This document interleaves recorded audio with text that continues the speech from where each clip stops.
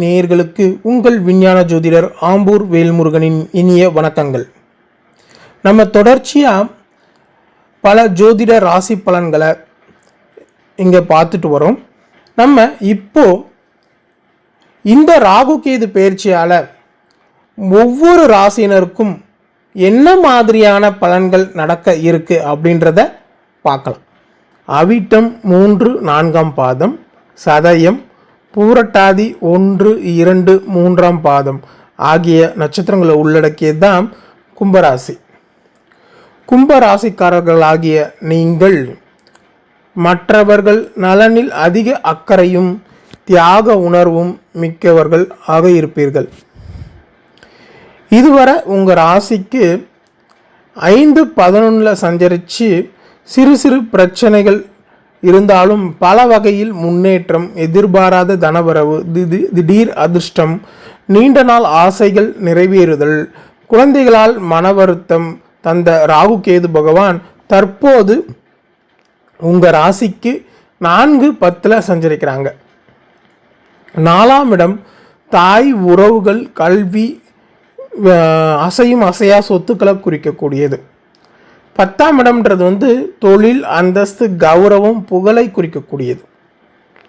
சரி, இப்போ நம்ம ராகு கேது பயிற்சி ஆகிறதுனால என்ன மாதிரியான பலன்களை தரப்போறாங்க அப்படின்னு பார்க்கலாம். முதல்ல ராகு பகவான் மட்டும் எந்த மாதிரியான பலன்களை தரப்போறார் அப்படின்னு பார்ப்போம்.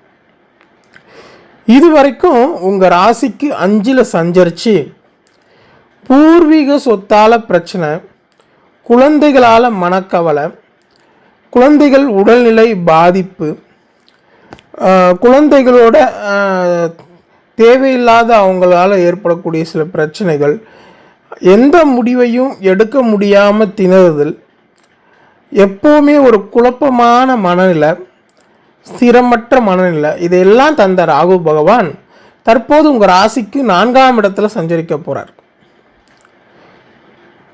இவர் 4ஆம் இடத்துல சஞ்சரிக்கிறதுனால இதுவரைக்கும் இருந்த குழப்ப நிலையில் மாறி மனம் கொஞ்சம் தெளிவடையும். அதே நேரத்தில் முடிவெடுக்கும் திறமையும் அதிகரிக்கும். குழந்தைகள் உடல்நிலை நலம் பெறும். பூர்வீக சொத்து பிரச்சனைகள் எல்லாமே முடிவுக்கு வரும். மனோபலம் அதிகரிக்கும். இருப்பினும் தாயோட உடல்நிலையில கவனம் தேவை. தாய் மற்றும் உறவுகளிடம் மனஸ்தாபங்கள் நீங்கும். வீடு, வாகன, சொத்து விஷயங்களில் பிரச்சனைகளை உருவாகும். புதிய வீடு, வாகனம் வாங்குறீங்கன்னா அந்த நேரத்தில் ஆவண விஷயங்களில் அதிக கவனமாக இருக்கிறது நல்லது. ஏன்னா ஆவண விஷயங்களில் தான் இங்கே பிரச்சனைகள் வர்ற வாய்ப்பு இருக்கு. அதே நேரத்தில் வாகன பயணங்களில் பிரச்சனை வர்ற வாய்ப்பு இருக்கிறதுனால வாகனத்துக்குரிய ஆவணங்களை நீங்கள் சரியாக வச்சுக்கணும். இரவு நேர பயணங்கள், அப்புறம் நீண்ட தூர பயணங்களை நீங்கள் தவிர்க்கிறது நல்லது. எதிலும் கவனமுடன் நன்கு சிந்தித்து செயல்படுவதால் தேவையற்ற பிரச்சனையை உங்களால் தவிர்க்க முடியும். சரி, அடுத்து கேது பகவான் உங்களுக்கு என்ன மாதிரியான பலன்களை தரப்போறார் அப்படின்னு பார்க்கலாம். இதுவரை உங்கள் ராசிக்கு 11 சஞ்சரித்து பல வகையில் லாபத்தையும், எடுக்கும் முயற்சிகள் எல்லாவற்றிலும் வெற்றி, நீண்ட நாள் ஆசைகள் நிறைவேறுதல் ஆகியவற்றை தந்த கேது பகவான் தற்போது உங்கள் ராசிக்கு 10 சஞ்சரிக்க போகிறார். 10 கேது பகவான் சஞ்சரிக்கிறது கொஞ்சம் சாதகம் இல்லாத நிலை அப்படின்னு தான் சொல்ல வேண்டி இருக்கு. அதிகமாக கவனமாக இருக்கிறது நல்லது. ஏன் அப்படின்னா 10ஆம் இடத்துல கேது சஞ்சரிக்கிறது உங்களுக்கு தொழில் மற்றும் உத்தியோகத்தில் தேவையற்ற பிரச்சனைகளை உருவாக்குவார். உங்கள் வேலையை நீங்கள் சரியாக முடிக்க முடியாமல் கவன சிதறல் எல்லாமே ஏற்படும். எல்லாத்துலேயுமே ஏதோ ஒரு வித பதட்டம், டென்ஷன், கவலை எல்லாமே உண்டாகும். தாழ்வு மனப்பான்மை நீங்கும். உங்கள் செயல்பாடுகள் மற்றவர்களால் விமர்சிக்கப்படும். மறைமுக எதிர்ப்புகளும் உங்களை பற்றிய வதந்திகளும் பரவும். பதவி உயர்வு, ஊதிய உயர்வு எல்லாமே தாமதமாகும். உயர் அதிகாரிகளுடன் கருத்து வேறுபாடுகள் உண்டாகும். சக ஊழியர்களால் தேவையற்ற பிரச்சனைகள் வர்ற வாய்ப்பு இருக்கிறதுனால கொஞ்சம் கவனம் தேவை. எளிதாக முடிக்க வேண்டிய வேலையை கூட கஷ்டப்பட்டு முடிக்க வேண்டிய சூழ்நிலை உருவாகும். பற்றற்ற நிலையில் கடமை உணர்வுடனும் மன உறுதியுடனும் செயல்பட்டீங்கன்னா உங்களோட பிரச்சனைகள் குறையும். நம்பிக்கை, பொறுமை மிக மிக அவசியம். ஏன் அப்படின்னா உங்களுக்கு ஏற்கனவே 7.5 சனி ஆரம்பமாகியிருக்கு. 7.5 சனி ஆரம்பமானது இல்லாமல் 7.5 சனியில் விரயச்சனி ஓடிட்டுருக்கு.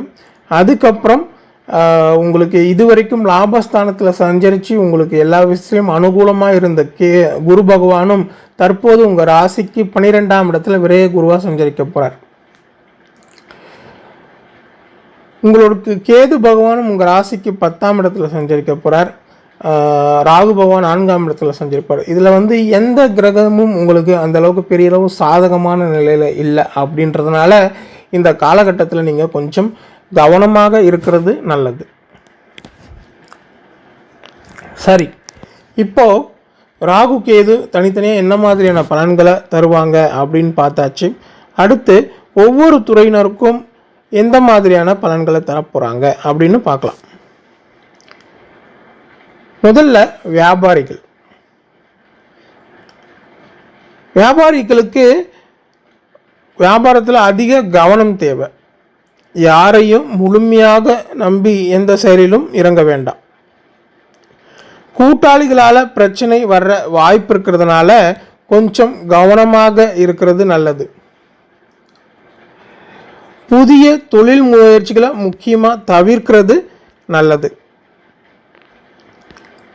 அதே நேரத்தில் இது வேலையாட்களால் பிரச்சனை வர வாய்ப்பு இருக்கிறதுனால வேலையாட்களிடம் கொஞ்சம் அதிக கவனமாக இருக்கணும். எந்த விஷயத்திலும் மிக மிக பொறுமை அவசியம். புதிய ஒப்பந்தங்களை தவிர்க்கிறது நல்லது. அடுத்து உத்தியோகஸ்தர்களுக்கு. உத்தியோகத்தில் விழிப்புடன் இருங்க. உங்கள் திறமை சோதிக்கப்படலாம். சக ஊழியர்களால் மறைமுக எதிர்ப்பும் வதந்திகளும் உருவாகும். உயர் அதிகாரிகளுடன் மனஸ்தாபங்கள், கருத்து மோதல்கள் எல்லாமே நீங்கும். பொறுமை, கடமை உணர்வுடன் செயல்படுவது உங்களுக்கு நன்மையை தரும். அடுத்து மாணவ மாணவிகளுக்கு. படிப்பில் அதிக கவனம் தேவை. எதையும் நான் பிறகு படிச்சுக்கலாம் அப்படின்னு சொல்லிட்டு காலம் தாழ்த்தக்கூடாது. உடல் ஆரோக்கியத்திலையும் அதிக அக்கறை எடுத்துக்கோங்க. தேவையற்ற வீண் பிரச்சனைகளில் தலையிட வேண்டாம். காதல் போன்ற விஷயங்களிலும் நேரத்தை வீணாக்காதீங்க. ஆசிரியர் மற்றும் பெற்றோருடன் நல்ல நட்புறவை வளர்த்து கொள்வது நல்லது. அடுத்து அரசியல்வாதிகளுக்கு. தலைமையின் கோபத்துக்கு ஆளாக நேரலாம். சகாக்கள் உங்களுக்கு எதிராக செயல்படுவாங்க. பொதுமக்களிடையே உங்களை பற்றிய தவறான செய்திகள் பரப்பப்படும். எதிலும் பொறுமை தேவை. மன உறுதியுடன் செயல்படுங்க. உணர்ச்சி வசப்பட வேண்டாம். அடுத்து கலைத்துறையினருக்கு. உங்கள் திறமைக்கு சவால் உண்டாகும். சில நேரங்களில் மற்றவர்களாக நீங்கள் உதாசீனப்படுத்தப்படுவீங்க. தற்போதுள்ள வாய்ப்புகளை சரியாக பயன்படுத்திக்கங்க. புதிய வாய்ப்புகள் தாமதமாகும். திட்டமிட்டு உறுதியுடன் செயல்பட்டால் உங்களுக்கு வெற்றி நிச்சயம். சரி, இப்போ ராகு கேது பயிற்சியால் என்ன மாதிரியான பலன்கள் நடக்க போகுது அப்படின்றத பார்த்தோம். இப்போ உங்கள் ராசிக்குரிய பரிகாரத்தை பார்க்கலாம். கீழ்பெரும்பள்ளம் நாகநாத சுவாமி, சௌந்தரிய நாயகி மற்றும் கேது பகவானை செவ்வாய்க்கிழமையில சென்று வழிபடுவது உங்களுக்கு சிறந்த பரிகாரமாக அமையும். மீண்டும் அடுத்த ஜோதிட நிகழ்ச்சியில் உங்களை சந்திக்கும் வரை உங்களிடமிருந்து விடைபெறுவது உங்கள் விஞ்ஞான ஜோதிடர் ஆம்பூர் வேல்முருகன். நன்றி, வணக்கம். ஸ்ரீ குபேரன் டிவியை பார்த்தமைக்கு நன்றிகள். மேலும் இது போன்ற தகவல்களை தெரிந்து கொள்ள ஸ்ரீ குபேரன் டிவியை சப்ஸ்கிரைப் செய்யுங்கள். மறக்காமல் பெல் ஐக்கானை கிளிக் செய்யுங்கள்.